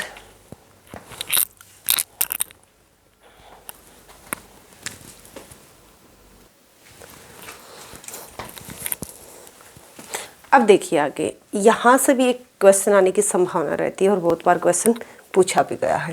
देखिए क्वेश्चन क्या लिखा हुआ है, अभी मैंने आपको बताया कि इलास्टिसिटी क्या होती है, स्लोप भी थोड़ा सा बता, तो इन दोनों में क्या अंतर है, क्या ये दोनों समान है या फिर अलग अलग है? तो देखिए दोनों अलग अलग है, इलास्टिसिटी कुछ और है और स्लोप कुछ और है। जैसे कि इलास्टिसिटी ऑफ डिमांड या इलास्टिसिटी ऑफ प्राइस अभी आपने निकाला कि change in Q divide by change in P into में पी अपॉन में क्यू, ये पूरा का पूरा इलास्टिसिटी ऑफ डिमांड या प्राइस इलास्टिसिटी ऑफ डिमांड को शो करता है। ये इलास्टिसिटी का फॉर्मूला है, ठीक है। अगर यहाँ से आपको स्लोप का निकालना ना, तो स्लोप सिर्फ ये होगा कि चेंज इन 1 अपॉन में चेंज इन क्यू अपॉन में चेंज इन पी, या फिर लिखो आप change in P divide by change in Q, ये सिर्फ स्लोप होता है। जो आपका स्लोप होता है वो क्या दिखाता है, सिर्फ एक एब्सोल्यूट चेंज को दिखाता है, और जो आपका इलास्टिसिटी होती है वो रिलेटिव चेंज को दिखाती है। तो चलिए मैं आपको एक बार थोड़ा सा पढ़ के सुनाती हूँ, आप उसको ध्यान से सुनेगा। कि आमतौर पर समझा जाता है कि मांग वक्र की ढलान को केवल देखकर ही उसकी कीमत लोच जानी जा सकती है। यानी कि क्या है, हम ये समझते हैं कि मांग वक्र का जो स्लोप है ना, जो ढलान है, उसको जो ढलान है, जैसे अभी आपने पढ़ा ना कि इलास्टिसिटी इस तरीके की थी, यानी कि प्राइस में थोड़ा सा चेंज हुआ, क्वांटिटी में बहुत ज़्यादा चेंज आ गया, तो आपने बताया था कि इलास्टिसिटी ग्रेटर देन 1 है, और जब प्राइस में ज़्यादा चेंज हुआ था क्वांटिटी में, तो वो करें कि इसके आधार पर ही हम कई बार बोल देते हैं, आमतौर पर समझा जाता है कि मांग वक्र की ढलान को केवल देख कर ही उसकी कीमत लोच से जानी जा सकती है। एक चपटे मांग वक्र की, यानी कि चपटा फ्लैट है ना, तो वो करेगी ज़्यादा होगी, अगर ये स्टीप है तो इसकी कम होगी, ठीक, ये वाली बात है। लेकिन यहाँ पर देखिए थोड़ा सा अंतर है, एक तिरछे मांग वक्र की कम लोच होगी, परंतु ये धारणा गलत है, क्योंकि एक मांग वक्र की ढलान और उसकी कीमत लोच में अंतर होता है। एक जो डिमांड कर्व होता है उसकी स्लोप और उसकी जो इलास्टिसिटी, देखिए मेजर डिफरेंस है ना, ये तो इसका फॉर्मूला है, ठीक है, और अकेला स्लोप का सिर्फ ये फॉर्मूला, तो करें कि दोनों में अंतर है, और इस अंतर को देखने के लिए हमें जो इलास्टिसिटी का जो फॉर्मूला है उसका हमें यूज करना पड़ेगा। उसके बाद मैंने आपको बता ही रखा है, आगे देखो कि जो स्लोप और इलास्टिसिटी है इसका मतलब क्या होगा, दोनों अलग अलग है। अभी मैंने आपको ये भी बताया था कि लीनियर डिमांड करो, मैंने आपको ऐसे बनाकर दिखाया था, और उस लीनियर डिमांड करो पर मैंने आपको बताया था, देखिए इसका स्लोप तो है कांस्टेंट, लेकिन इलास्टिसिटी यहाँ पर ज़्यादा है, यहाँ पर 0, यहाँ पर इन्फिनिटी है, यहाँ पर 0 है, यहाँ पर 1 है, यहाँ पर ग्रेटर देन 1 है, यहाँ पर लेस देन 1 है। अब उसके बाद देखिए आप क्वेश्चन क्या पूछा जाता है, क्वेश्चन इस तरीके से पूछा जाता है, तो आप पता चल गया होगा ना आपको कि इलास्टिसिटी में उसमें क्या डिफरेंस होता है स्लोप में। अब देखिए ये क्या करें, यहाँ पर इस क्वेश्चन को देखिए कि जब डिमांड करो, जब दो ऐसे डिमांड करो जिनका जो अलग अलग तो हों लेकिन एक ही OY जो ओरिजिन है उससे निकलते हो, ठीक है, एक ही ओरिजिन है ना इनका, जैसे कि एंड पॉइंट से निकल रहे हैं, तो उस टाइम पर ये करें कि आप बताइए कि ये जो पॉइंट है T पॉइंट और V पॉइंट है, इनके ऊपर इलास्टिसिटी कौन से पर ज़्यादा होगी, कौन से पर कम होगी। मैं आपको बता दूं, अगर एक ही ओरिजिन है इनका, ठीक है, तो इसका मतलब क्या होगा, प्राइस भी एक ही रहेगा, प्राइस भी क्या रहेगा, एक ही रहेगा। यहाँ पर जो ये प्राइस क्या है, ओपी प्राइस है। इस प्राइस पर ही आपसे ये पूछना चाहते हैं कि टी और वी पर आप बताइए इलास्टिसिटी किसके ऊपर ज़्यादा है, किसके ऊपर कम है या फिर समान है। ठीक, अब यहाँ पर कंसेप्ट होगा lower portion divide by upper portion वाला। ठीक, तो ये है टी पॉइंट, यानी कि टी पॉइंट पर आप बताइए, और ये है वी पॉइंट पर आप बताइए इलास्टिसिटी। जब हम टी पॉइंट की बात करते हैं तो क्या करेंगे, lower portion M T divide by T N या O P divide by P N, ये लिख दिया। जब हम वी पर निकालते तो S V divide by V, यानी कि लोअर डिवाइड बाय अपर, और O P divide by P N. तो देखिए ये भी सेम है और ये भी सेम है, तो इसलिए यहाँ पर जो इलास्टिसिटी है, चाहे वो टी पॉइंट है और चाहे वी पॉइंट है, दोनों पे क्या रहेगी, सेम रहेगी। अगर आप इसको देखोगे तो इक्वल टू 1 भी रहेगी। ठीक है ना, सेम है बट क्या है, इस पॉइंट में बाई चांस यहाँ पर क्या है, इक्वल टू 1 है। तो ये ध्यान रखिएगा। दूसरे केस में देखिए कि यदि दो रेखीय मांग वक्र अनुलंब अक्ष के एक बिंदु से निकलते हों तो प्रत्येक अकेली कीमत पर उसकी कीमत लोच बिल्कुल बराबर होंगी। यानी कि इसकी जो एक पॉइंट पर निकल रही, ठीक है ना, यहाँ से एक दिए हुए प्राइस पर कहाँ से निकल रही, इस ओरिजिन से निकल रही, तो यहाँ पर जो इलास्टिसिटी रहेंगी वो क्या रहेंगी, सेम रहेंगी। इसके बाद देखिए, इसके बाद हम बात करते हैं दूसरे कंसेप्ट की। इसी के अंदर दूसरा कंसेप्ट क्या है कि विभिन्न बिंदुओं से निकलने वाले, इनके अलग अलग बिंदुओं से निकलने वाले दो सरल रेखा मांग वक्र जो न तो समांतर है और न ही एक दूसरे को काटते, यानी कि दो अलग अलग डिमांड कर्व निकाले जाएंगे, और क्या है वो ना तो एक दूसरे के पैरेलल है। अगर पैरेलल होते तो स्लोप रहता कांस्टेंट, ना वो एक दूसरे के पैरेलल है। ठीक, और जब वो दो पैरेलल भी नहीं है, अलग अलग पॉइंट से निकलते, तो वहाँ पर इलास्टिसिटी को आप कैसे मेजर करोगे, ये बात बोली गई है। देखिए ये फर्स्ट वाला, ये वाला क्या बोला मैंने कि विभिन्न बिंदुओं से निकलने वाले दो सरल रेखा मांगो करें, यानी कि दो डिमांड करो, लीनियर डिमांड करो निकालने आपने। ये है आपका एन एम और दूसरा है आपका, ये है आपका आर एस, ये आर है और ये एस है। अगर ये पैरेलल होते तो कुछ इस तरीके के होते। जब दो डायग्राम पैरेलल होंगे ना, दो लाइन, तो उनका स्लोप क्या रहेगा, कांस्टेंट रहेगा। बिल्कुल दोनों का जो डिफरेंस होगा ना, हर जगह एक जैसा रहेगा। यहाँ पर जो ये डिफरेंस जो है, तो ये क्या ऊपर कम है और नीचे ज़्यादा है।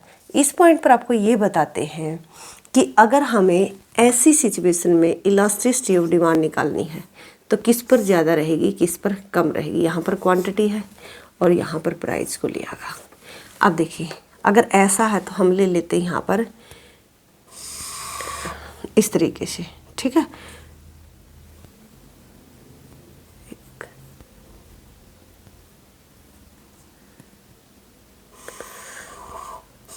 इस तरीके से ले लेते हैं। ये कोई हम ले लेते हैं यहाँ पर ए पॉइंट और ये ले लेते हैं बी पॉइंट। मैं पहले बता देती हूँ कि जो ए पॉइंट है यहाँ पर ग्रेटर देन है और जो बी पॉइंट है वहाँ पर लेस देन है। ऐसा क्यों है? यहाँ पर एक से ज़्यादा है और यहाँ पर एक से कम है। ऐसा क्यों है? क्योंकि यहाँ पर आप देखिए कि अगर हमें ए पॉइंट पर निकालनी है, ये पी ही रहेगा।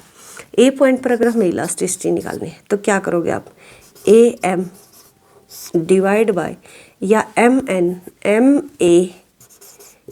ए डिवाइड बाय ए एन। यहाँ पर लिखिए आप दूसरे वाले का, अगर आपने बी पॉइंट पर निकालनी है एस बी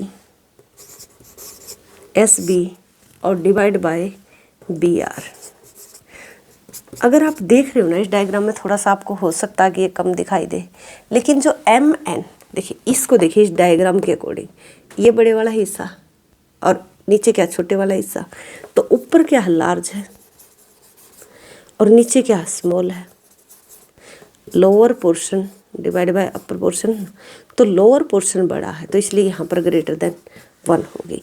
यहाँ पर क्या है कि एस बी जो ये नीचे वाला हिस्सा है, इसके कंपेयर में ये छोटा होना चाहिए। इसके कंपेयर में थोड़ा सा इसको यहाँ से ले लेते हैं।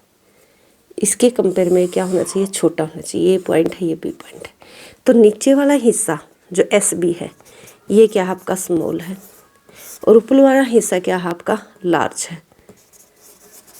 जब नीचे वाला बड़ा होता है तो साइड वाला छोटा होता है, और ऊपर वाला छोटा तो छोटा ही रहेगा, तो इसलिए ये क्या हो गई, लेस देन 1 हो गई।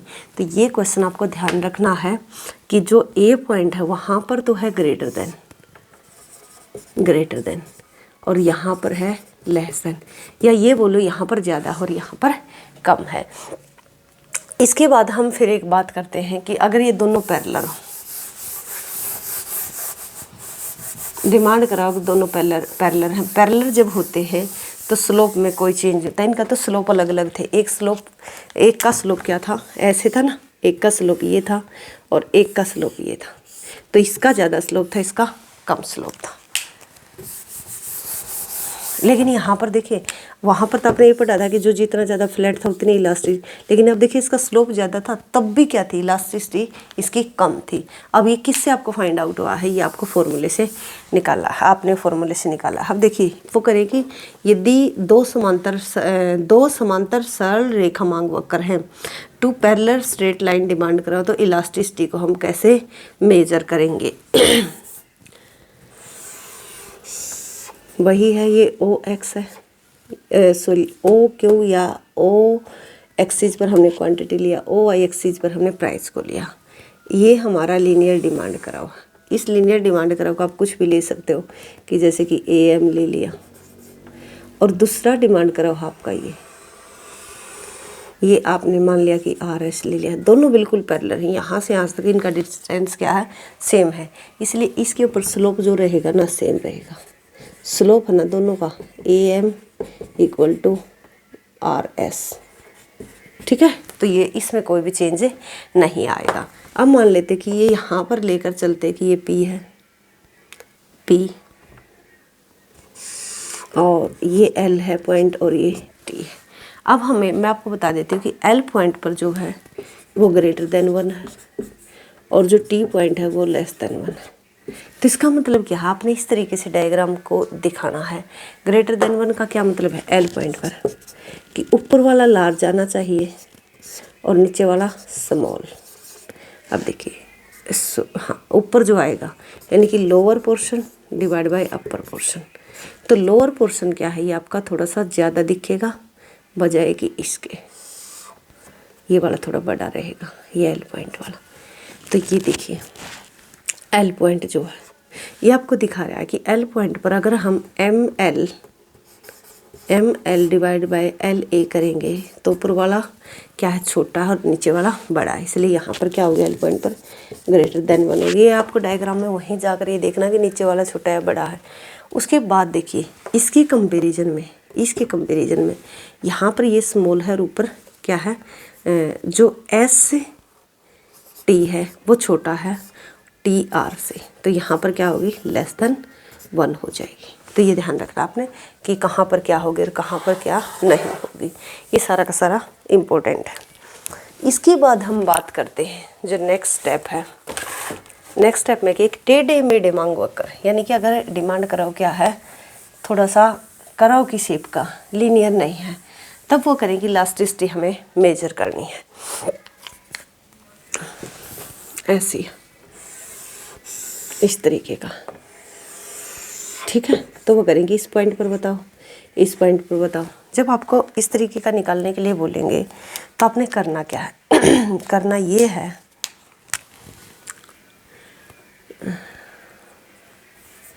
एक सेकेंड,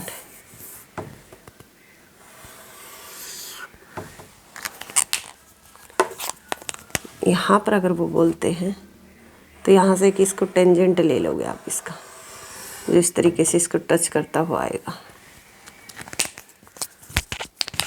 ये यहाँ पर इसको टच कर रहा है,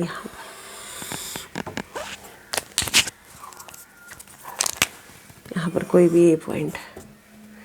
एक यहाँ से अगर वो पूछे आपसे कि यहाँ पर बताओ, यहाँ तो थोड़ा दूर हो जाएगा, यहाँ पर हम देख लेते हैं। तो ये इस तरीके से टच करेगा,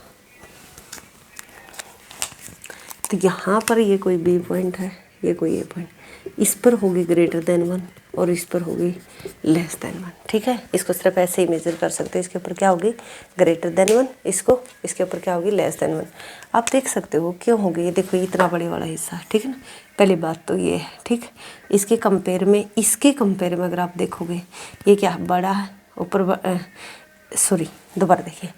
अगर इस तरीके का आपसे पूछा जाता है तो आपको ज़रूरत नहीं है, सिर्फ आप स्टीपनेस और फ्लैटनेस से बताओगे ये क्या फ्लैट है और ये क्या है स्टीप है, यानी कि ये तिरछा है ये पड़ा हुआ है। तो इस अगर कर्व की शेप में आपसे पूछता है तो आप इसी तरीके से बताओगे ये लेस देन है और ये ग्रेटर देन है। तो चलिए नेक्स्ट स्टेप पर चलते हैं। इसके कुछ एक्सेप्शंस है, हर चीज़ के कुछ ना कुछ अपवाद होते हैं ना, इसके भी कुछ अपवाद हैं। वो अपवाद आपको क्या कहते हैं, वो कहते हैं कि इट्स एक्सेप्शन जो है, फिर भी ये सारी चीज़ें आपने देख लिया कि इलास्टिसिटी डिमांड और जो स्लोप है दोनों में अंतर है। फिर भी ये कह रहे हैं कि 3 ऐसी अवस्थाएं हैं, स्थितियां हैं जब कीमत लोच को मांग वक्र के ढलान से जाना जाता है, यानी कि 3 ऐसी फिर भी ऐसी सिचुएशन रह जाती हैं जब हम सिर्फ उसके स्लोप से, डिमांड करो के स्लोप से ही हम बता पाते हैं कि इसकी इलास्टिसिटी ये है और इसकी इलास्टिसिटी ये है। तो देखिए हम बता देते हैं किस तरीके के। तो वो करें कि अगर ऐसा कराओ हो, ये क्वांटिटी है, एक ऐसा है और एक ऐसा है, और ये दोनों एक दूसरे को इंटरसेक्ट करते के पॉइंट पर।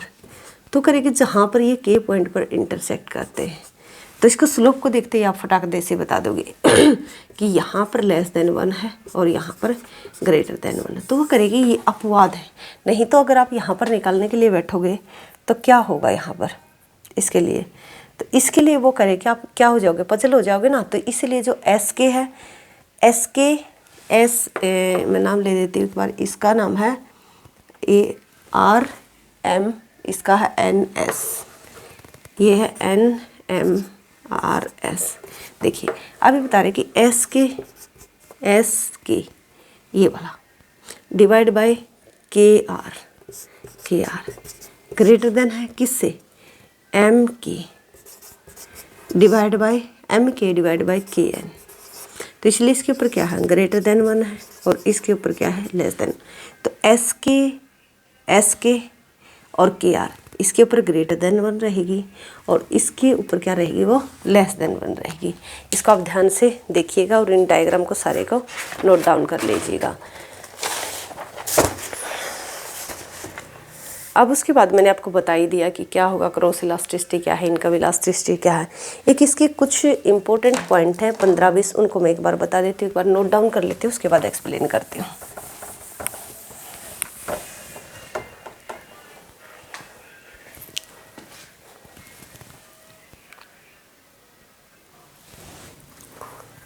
देखिए importance of the concept of price elasticity of demand, ठीक है। तो इसके जो प्राइस इलास्टिसिटी ऑफ डिमांड आपने पढ़ी है, ये प्राइस इलास्टिसिटी ऑफ डिमांड जो परसेंटेज चेंज इन प्राइस, ऐसे लिख सकते हो कि परसेंटेज चेंज इन प्राइस और परसेंटेज चेंज इन क्वांटिटी, ठीक है ना। ये प्राइस ऑफ फैक्ट्स है, इसी के बारे में हम बात कर रहे हैं। हम बात कर रहे हैं इसका क्या महत्व है, ठीक है। ये मैंने पॉइंट्स यहाँ पर लिखे नहीं हैं, मैं आपको बोल कर बताती हूँ, आप उनको नोट डाउन कर लीजिएगा।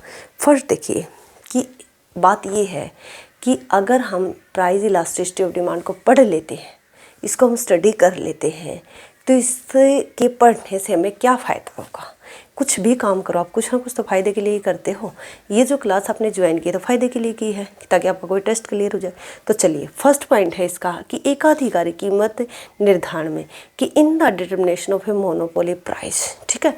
मैं शॉर्ट में लिख देती हूँ कि जब मोनोपोली जो है, जो एकाधिकारी है, जो है जिसकी मोनोपोली है किसी प्रोडक्ट में, अगर वो अपनी वस्तु के प्राइस डिसाइड करता है तो वो भी इस प्राइस इलास्टिसिटी को ध्यान में रखता है। कैसे, जिससे जहाँ पर उसके प्रोडक्ट की इलास्टिसिटी ग्रेटर देन है जहाँ पर उसके प्रोडक्ट की इलास्टिसिटी ग्रेटर देन है वहाँ पर वो कम कीमत लेगा, कम प्राइस पर उसको बेचेगा, ताकि कम कीमत पर, क्यों वहाँ भी आपने देखा था ना कि अगर यहाँ पर इलास्टिसिटी ग्रेटर देन थी तो इसका मतलब ये था प्राइस में थोड़ा सा चेंज आने से क्वांटिटी में बहुत जाता, तो यहाँ पर उसके लिए क्या फ़ायदा होगा, वो ज़्यादा क्वांटिटी बेच पाएगा।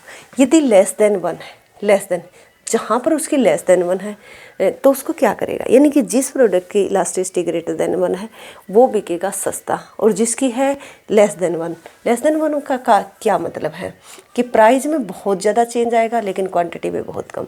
तो यहाँ पर क्या करेगा कि लोग इसके हैबिचुअल है तो इसलिए यहाँ पर ज़्यादा कीमत रखेगा और कम प्राइस रखेगा। दोबारा देखो, यहाँ पर ज़्यादा कीमत लेगा और साथ में जो क्वांटिटी है ना वो कम देगा, किसके कंपेयर में, जो इलास्टिसिटी ग्रेटर देन वन थी। तो देख लीजिए कि एकाधिकारी कीमत निर्धारण में अपनी वस्तु की कीमत निर्धारित करते समय एकाधिकारी इसकी मांग की लोच को ध्यान में रखता है। यदि उस वस्तु की मांग लोचदार है तो वस्तु की कम कीमत ली जाएगी और लाभ ज़्यादा होगा। अगर दूसरी बात है कि ऊंची कीमत नियत करने की स्थिति कब होगी, जब उसकी वो लेस देन होगी। तो जहाँ पर लेस देन है वहाँ पर ज़्यादा कीमत लेगा, जहाँ पर ग्रेटर देन है वहाँ पर कम कीमत लेगा। हज़ारों बार क्वेश्चन पूछा गया। दूसरा कि इन the determination of price under discriminating monopoly. Discrimination का मतलब आप समझते हो ना कि एक ही प्रोडक्ट के किसी से ज़्यादा प्राइस लेना, किसी से कम लेना। तो देखिए उसके अंदर ये क्या करे, वो करे कि दो मार्केट है, कोई ए मार्केट है, बी मार्केट है। ए मार्केट के अंदर यदि ये कोई मार्केट है, यहाँ पर ये कोई मार्केट है, यहाँ पर इलास्टिसिटी ग्रेटर देन वन है, तो इस मार्केट में कम प्राइस रखकर, यानी कि प्राइस कम रखेगा और क्वांटिटी ज़्यादा बेच पाएगा। दूसरा यहाँ पर क्या है कि यहाँ पर जो है ना इलास्टिसिटी लेस देन वन है, ये लोग इसी प्रोडक्ट को बहुत ज़्यादा लेना पसंद करते, कीमतें ज़्यादा महत्व नहीं रखती, तो यहाँ पर बहुत ज़्यादा हाई प्राइस रखेगा, यानी कि प्राइस ज़्यादा रखेगा और कम की जो है क्वांटिटी बेचकर फ़ायदा उठाएगा। तो वो इस तरीके से करेगा। इसके बाद है जो थर्ड पॉइंट है कि जो इन the determination of price of public utility service, कि सार्वजनिक उपयोगिता सेवाओं की कीमतें निर्धारण करना। सार्वजनिक उपयोगिता की जो सेवाएं, सार्वजनिक उपयोगिता सेवाओं की कीमतें निर्धारण करना। अभी देखिए आप देखते हो सिंपल सार्वजनिक वस्तु की यहाँ पर जो एग्जांपल है ना मैं ले लेती हूँ। वैसे अभी देखिए बिजली का क्या किया जा रहा है, प्राइवेटाइजेशन किया जा रहा है ना, बहुत जगह बिजली क्या हो गई, प्राइवेट हो गई है। तो वो करें कि हम बात कर लेते हैं, अभी फ़िलहाल बिजली की ही बात कर लेते हैं, इलास्टिसिटी उसके बारे में। देखिए जो इलेक्ट्रिसिटी है यानी कि जो बिजली है उसकी इलास्टिसिटी के बारे में, बिजली की अगर हम बात करें, देखिए एक होता है घर के अंदर जो बिजली यूज होती है, एक जो होती है फैक्ट्री में। अगर आपसे ये क्वेश्चन पूछा जाए कि यहाँ पर महंगी मिलती है, यहाँ पर रेट हाई होते हैं बिजली के, या फिर यहाँ पर होते हैं, ठीक है, तो आपका जवाब क्या होगा कि फैक्ट्री में होते होंगे। नहीं, फैक्ट्री में नहीं होते हैं, क्योंकि रेट कहाँ पर हाई होते हैं, वो होते हैं बिजली की जो पर यूनिट जो बिकती है, वो घरेलू जो बिजली होती है वो महंगी बिकती है। कारण क्या है, कारण ये है क्योंकि अब देखिए, अब ऐसा तो है नहीं, अभी तो वैसे तो आप देखोगे साउंड प्रूफ जो है जो भी जनरेटर आ गए, लेकिन फिर भी बिजली के सिवा कोई इतना अच्छा उसका सब्स्टिट्यूट्स नहीं है कि हम घर में बिजली के सिवा और किसी चीज़ का यूज कर सकें। लेकिन अगर आप फैक्ट्री की बात करते हो तो ये इनके पास क्या होता, कोयला होता। बिजली अगर बहुत महंगी हो जाएगी तो कोयले का यूज़ करना स्टार्ट कर देंगे, तेल का यूज़ करना स्टार्ट कर देंगे, यानी कि जनरेटर चला लेंगे, तो ये सब्स्टिट्यूट्स कर लेंगे। तो इसलिए फैक्ट्री में सस्ती होती है और हमेशा घर के अंदर जो बिजली होती है वो क्या होती है, महंगी होती है। इसका मतलब क्या, घरेलू जो बिजली होती है उसकी इलास्टिसिटी लेस देन वन होती है और जो फैक्ट्री की क्या होती है, ग्रेटर देन वन होती है। तो जो सार्वजनिक वस्तुएं हैं उनकी कीमतें उनकी इलास्टिसिटी के आधार पर इस तरीके से डिसाइड की जाती हैं। दूसरा कि इन the determination of price of joint product, की संयुक्त वस्तु में, संयुक्त वस्तुओं की कीमतें कैसे निर्धारित होती हैं। संयुक्त वस्तुएं क्या होती है, जो एक साथ ही निकलती हैं, जो एक साथ जो निकलती हैं। अब जो एक साथ निकलती हैं, जैसे कि आप देखोगे भेड़ की अगर बात करते हो, ठीक है ना, तो भेड़ से ऊन और दूसरा क्या है, जो इसका गोश्त है यानी कि जो मांस है, वो दोनों एक साथ निकलेंगे। अगर ऐसे ही आप बात करते हो कपास की, कपास से क्या निकलता है, एक तरीके से रुई और साथ में क्या होता है, इससे बिनौला। बिनोला क्या होता है? बिनोला होता है एक, आपने देखा होगा रुई, देखी रुई से पहले एक कपास होते फोए टाइप सी होती है ऐसे से, तो उसके अंदर एक ब्लैक ब्लैक कलर के दाने से होते हैं, उसको बोलते हैं बिनोला, जो कि डाला जाता है भैंसों को, ठीक है ना, भैंस या मतलब जो पशुओं के लिए होता है।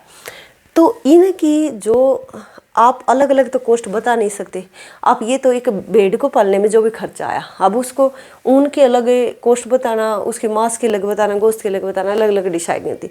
ये कब कैसे किस तरीके से बेची जाएगी, ये इस तरीके से बेची जाएगी, वो इनकी इलास्टिसिटी के ऊपर। जिसकी इलास्टिसिटी लेस देन 1 है उसकी कीमत ज़्यादा रखती जाएगी, और जिसकी इलास्टिसिटी ग्रेटर देन 1 है उसकी कीमत कम रख दी जाएगी। उसके बाद है point 5 in the determination of wages, कि मजदूरी निर्धारण में। देखिए मजदूरी निर्धारण में अगर आप देखोगे, यदि एक उद्योग में श्रम की मांग लोचदार है, ठीक है, लोचदार का क्या मतलब है? देखिए 2 तरीके की इंडस्ट्री वो करें कि एक ऐसा इंडस्ट्री है जिसमें इलास्टिसिटी है ना जो लेबर की, वह ग्रेटर देन 1 है, ग्रेटर देन 1 है। अब जब वो ग्रेटर देन 1 है किसी इंडस्ट्री में, इसका मतलब है कि अगर ये थोड़ी सी प्राइस की वेज की अगर डिमांड करते बढ़वाने की, हड़ताल हड़तोड़ करेंगे तो यहाँ से इनको फरार कर दिया जाएगा, निकाल दिया जाएगा। लेकिन दूसरे केस में अगर एक ऐसा इंडस्ट्री है जिसमें उस वर्कर की बहुत ज़्यादा नीड है, तो वो क्या करेंगे? हड़ताल करके अपने वेज को बढ़ा सकते हैं, बढ़वा सकते हैं। तो इसका मतलब क्या हुआ? जहाँ पर जिस इंडस्ट्री में लेबर की डिमांड इलास्टिक है वहाँ पर वेज बढ़ने की संभावना बहुत कम होंगी, और जहाँ पर लेस इलास्टिक है वहाँ पर बहुत ज़्यादा होंगी। या आप इस तरीके से बात कीजिएगा, मान लिया जाए कि आप किसी भी काम में आपका परफेक्शन है, जहाँ पर आप काम करते हो वहाँ पर बहुत ज़्यादा नीड है आपकी, तो आप अपने वेज अच्छे से बढ़वा सकते हो। लेकिन आपको ये पता है कि आपके कंपटीटर 10 बैठे हुए हैं, तो वहाँ पर कैसे आप वेज बढ़वा पाओगे? नहीं ना। तो इलास्टिसिटी के ऊपर डिपेंड करते हैं कि आपके वेज बढ़ेंगे या नहीं बढ़ेंगे। दूसरी बात देखिए, it is the basis of promotional elasticity. देखिए प्रमोशनल इलास्टिसिटी का क्या मतलब होता है? जो भी प्रोडक्ट होता है ना, प्रोडक्ट की क्या की जाती है? एडवर्टाइजमेंट की जाती है, ठीक है ना। एडवर्टाइजमेंट जब यहाँ पर की जाएगी तो एडवर्टाइजमेंट क्या करती है?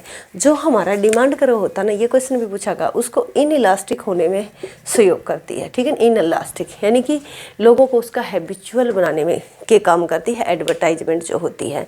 जो भी जितनी ऐड दिखाई जाती है, आप देखते होगे, अब जब भी आप कोई भी नूडल्स खाते हो तो क्या कहती हैं? घर में कि मैगी बना लीजिए, आज तो मैगी बनाएंगे। आप कोई भी पेस्ट करते हो दांतों को तो क्या बोलते हैं कि कोलगेट कर ले सुबह उठते हैं, ठीक है ना। मम्मी बोलते हैं ना कि बेटा कोलगेट कर लो या बेटी कोलगेट कर लो। तो इसका मतलब क्या कि उन्होंने एडवर्टाइजमेंट कर करके हमारे दिमाग में घुसा दिया है कि हम बोलेंगे तो कोलगेट बोलेंगे, हम बोलेंगे तो मैगी बोलेंगे।